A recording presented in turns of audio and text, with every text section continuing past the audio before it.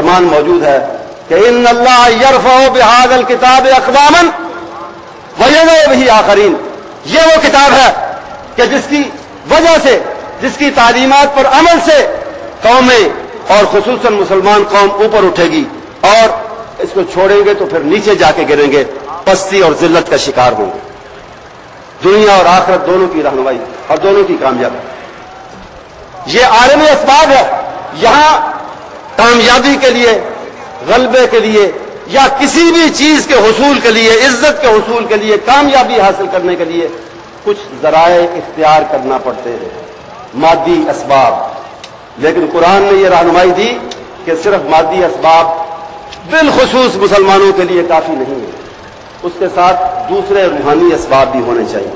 جہاں اعدوا لهم ما استطعتم ہے، جہاں قوت تیار کرنے کا حکم ہے، جہاں انتشار سے بچنے اور اتحاد کا حکم ہے، وہاں یہ بھی فرمایا، وہاں یہ بھی رہنمائی دی، وہاں یہ بھی ارشاد فرمایا کہ استغفروا ربکم. یہ بھی ایک نسخہ دیا، یہ بھی ایک نسخہ دیا. اللہ سے استغفار کرو، اپنی کوتاہیوں کو چھوڑ دو اور اللہ سے پہلی کوتاہیوں کی معافی مانگو. یہ استغفار ہوتا ہے. یہ نہیں کہ کوتاہیاں کرتے جاؤ اور یا اللہ مجھے معاف کر دے، یا اللہ مجھے معاف کر دے. استغفار کرو. اللہ بڑا بخشنے والا ہے، لیکن صرف بخشش نہیں ہوگی، اور کیا ہوگا؟ یمددکم باموال وبنین ویجعل لکم جنات ویجعل لکم انہارا. اسی سے تمہارے مال بھی بڑھیں گے، تمہاری اولاد میں برکت ہوگی.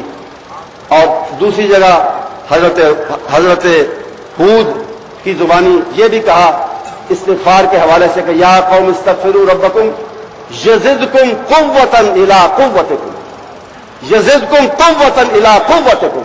استغفار سے فرمایا کہ تمہاری قوت میں اضافہ ہو. دین پر عمل، انتم الاعلون ان کنتم مؤمنین.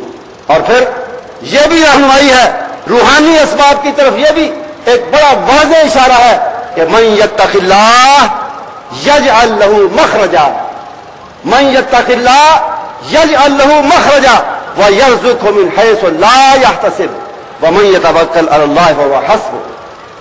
جو تقوی اختیار کرے. تقوی ہم تو یہی سمجھے تھے، ہم تو یہی سمجھتے ہیں کہ یہ صرف آخرت کے لیے ہے. تقوی کا توشہ، تقوی کا توشہ صرف آخرت کے لیے ہے. نہیں، قرآن کہتا ہے جو تقوی اختیار کرے یجعل له مخرجا. اللہ خود اعلان فرماتا ہے کہ ہم تقوی اختیار کرنے والے کے لیے راہیں کھول دیتے ہیں، مشکلات سے نکلنے کی راہیں کھول دیتے ہیں، مخرج بنا دیتے ہیں. وَيَرْزُقْهُ مِنْ حَيْثُ لَا يَحْتَسِبْ. صرف مشکلات دور نہیں ہوتی، رزق بھی فراوانی سے ملتا ہے. اس کا تصور بھی نہیں ہوتا کہ کہاں سے آئے گا، ان راستوں سے آتا ہے جس کا وہ تصور بھی نہیں کر سکتا. یہ روحانی اسباب ہیں جن کو ہم نے نظر انداز کیا. ہم نے تو مادی کو بھی کیا، نہ گھوڑے تیار کیے، نہ اتحاد اختیار کیا، اور جہاں تک روحانی اسباب کا تعلق ہے ان کو بھی چھوڑ دیا، ان کی پرواہ نہیں کی. اقبال نے کیا اچھی باتیں کہی تھی. قرآن نے تو کہیں ہیں، لیکن ترجمان قرآن علامہ اقبال نے بھی کہا شکوہ سنجے گردش دوران شدی خار از محجوری قرآن شدی. مسلمان آج تو شکوہ کرتا ہے، میں ذلیل ہو گیا، میں رسوا ہو گیا، میں محکوم ہو گیا، میں مظلوم ہو گیا، میں مغلوب ہو گیا. کیوں شکوہ کرتا ہے حالات کا؟ خار از محجوری قرآن شدی. اگر تو خار ہوا ہے، ذلت کا شکار ہوا ہے، تو قرآن کو چھوڑنے کی وجہ سے ہوا. آخرت میں بھی اسی کا نقصان ہوگا، دنیا میں بھی اسی کا نقصان ہے. آخرت میں نقصان کیا ہے؟ وہاں نبی اکرم صلی اللہ علیہ وسلم، نبی مصطفیٰ صلی اللہ علیہ وسلم خود کہیں گے قرآن کے چھوڑنے والوں کے بارے میں، وقال رسول یا رب ان قوم اتخذوا هذا القرآن مہجورا. اے اللہ یہ وہ لوگ ہیں، قوم میری ہے، قوم ہی میری قوم ہے، میری ملت، میری امت کہلاتے ہیں، لیکن انہوں نے قرآن کو چھوڑ دیا تھا، قرآن پر عمل چھوڑ دیا تھا، اس کو نظر انداز کر دیا تھا، اس کو پسے پش ڈال دیا. وہاں بھی ذلت کا سبب ہے قرآن کو چھوڑنا، وہاں بھی ناکامی کا سبب ہے قرآن کو چھوڑنا، اور اس دنیا میں بھی قرآن کو چھوڑنا ناکامی کا سبب بنتا ہے، ذلت کا سبب بنتا ہے.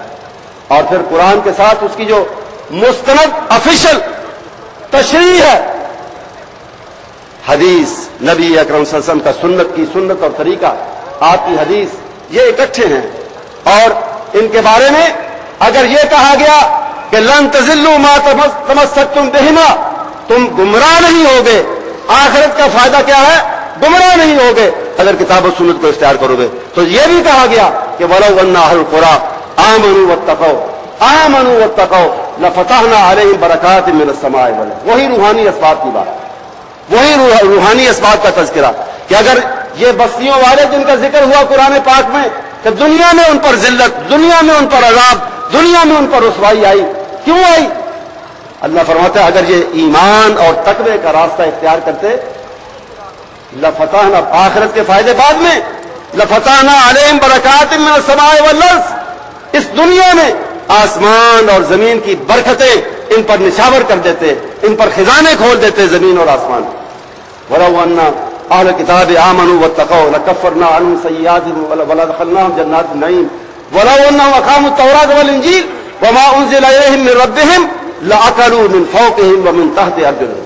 अहले किताब के बारे में भी यही उसूल था। अगर वो तौरात और इंजील को कायम करते, उस पर अमल करते, गुनाह माफ होते, जन्नत मिलती। और अगला फायदा ये बताया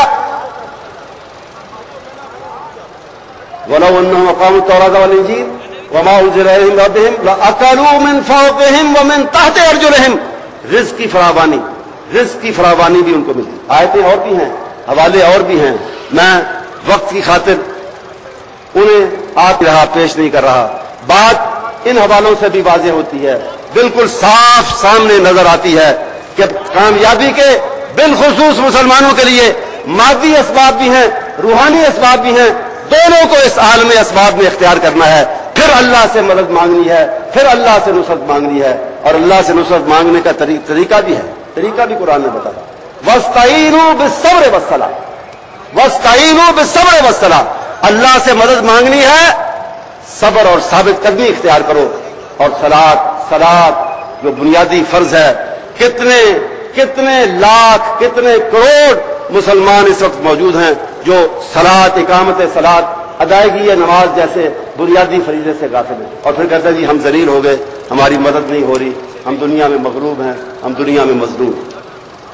जब तक हम मिलकर, जब तक उम्मत मुस्लिमा मिलकर, जब तक उसके हुक्मरान मिलकर अल्लाह की रस्सी को नहीं थामेंगे, इत्तिहाद कायम नहीं करेंगे, वक्त के घोड़े तैयार नहीं करेंगे, और उसके साथ ये रूहानी असबाब इताअत के, फरमाबरदारी के, इस्तिग़फ़ार के और तकवा के जब तक इख्तियार नहीं करेंगे, मेरे दोस्तों, अजीजों और बुजुर्गों, ये हालात नहीं बदलेंगे। मैं फिर दोहराता हूं आयत करीमा को, इन्नल्लाह ला युग़य्यिरु मा बिक़ौमिन हत्ता युग़य्यिरु मा बिअन्फुसिहिम। अपने हालात बदलने के लिए अल्लाह से हालात की तब्दीली की दुआ और दरख्वास्त करने के साथ अपने हालात को बदलना पड़ता है, बेहतर बनाना पड़ता है, इस्लाम और कुरान और सुन्नत की तरफ आना पड़ता है। यही पैगाम है, पैगाम अव्वलीन है हमारी इस कॉन्फ्रेंस का, हमारे इस अजीम इज्तिमा का। हम सब मिलकर और पूरी कौम मिलकर और उम्मत मुस्लिमा जमा होकर मिलकर उसके हुक्मरान, उसके अवाम अल्लाह की तरफ रुजू करें, उससे इस्तिग़फ़ार करें, तक ईमान और तकवा का रास्ता इख्तियार करें, मादी असबाब को भी इख्तियार करें, इत्तिहाद अपनी सफ़ों में पैदा करें और वक्त के घोड़े तैयार करें, दिफाई आलात जो भी हैं उनको तैयार करें, मॉडर्न टेक्नोलॉजी हासिल करें। एक वक्त था, अब ये अफसोस ही किया जा सकता है, आज से 30-40 बरस पहले अगर इन बातों की तरफ तवज्जो दी जाती तो यकीन करें आज हमारे हालात बिल्कुल मुख्तलिफ होते। हमारे अरब दोस्तों के पास पैसा आया, उन्होंने बड़े अच्छे काम भी किए, और भी मुसलमान मुल्क वसाइल वाले थे, अच्छे काम उन्होंने किए। लेकिन ये बुनियादी काम कि हम उस वक्त टेक्नोलॉजी खरीद भी सकते थे, हासिल भी कर सकते थे, अब तो हमें करीब भी नहीं आने देते। वो उस वक्त हासिल कर सकते थे, उस वक्त हम शर्तें लगा सकते थे अपनी मर्जी की कि हमसे तेल लेना है, हमें इसके बदले में टेक्नोलॉजी दो, हमें इसके बदले में ये हथियार दो, और उनको मानना पड़ता। लेकिन अब हालात मुख्तलिफ हैं, लेकिन ये हालात हमेशा नहीं रहेंगे, इंशाअल्लाह बदलेंगे, लेकिन उनके लिए हमें खुद को बदलना होगा, खुद इस्लाम की तरफ, कुरान की तरफ, सुन्नत की तरफ आना होगा, अल्लाह से रुजू करना होगा, उससे मदद मांगना होगी, और मादी असबाब